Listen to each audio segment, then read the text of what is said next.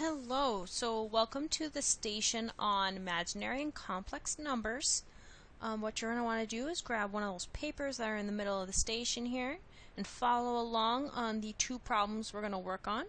And then you have a couple to work on your own once this video is finished. So the very first thing we're going to talk about is how to simplify a square root when you have a negative underneath. There's not much difference from when you simplify a square root normally, but just a little bit. So I first need to figure out what is a perfect square that can come out of 56. So what perfect square can I take out of 56? So what I'm going to do is kind of use my calculator. I'm going to go 56 divided by 4, 56 divided by 9, 16, 25. I'm going to take a little bit. Well, I know that I can break out a 4 and a 14. Okay? Now, that would just be positive 56 if I multiply that, right? So I also know I can take out a square root of negative 1. So then, if I multiply all three of these, I get negative 56. Well, the square root of 4, that's just 2.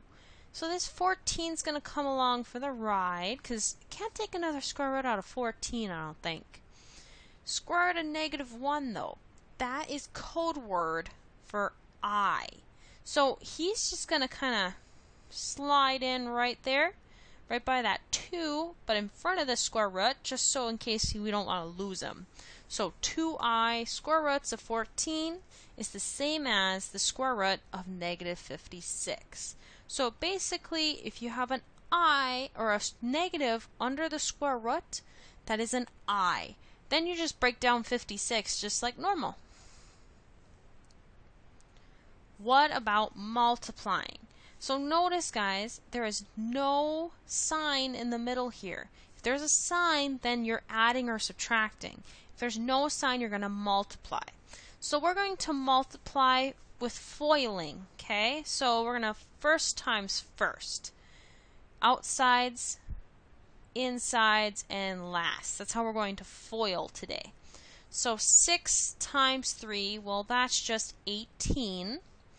Outsides, 6 times negative I is negative 6i. I times 3 is positive 3i.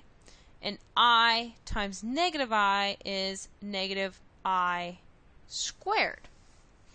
So now I see I have two guys that can combine. So let's put those two together.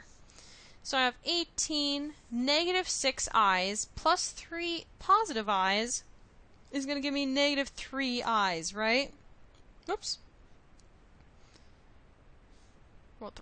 Almost wrote the wrong sign there. Minus I squared. Well, now I squared. Remember, I squared is code word for negative 1. So whenever you see an I squared, that is a negative 1 in disguise. So what I can do is put, instead of an I squared, make that negative 1. So this is 18 minus 3i minus a negative 1. Okay, because I squared is negative 1.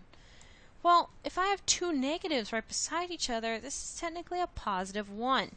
So I have 18 minus 3i plus 1. Let's combine the 18 and the 1, shall we? 18 plus 1, that's 19. Now, please make sure you do your normal number and then your imaginary, so then you are in standard form of complex and imaginary numbers. Now, all you need to do is finish the rest of that little tiny worksheet you have in front of you.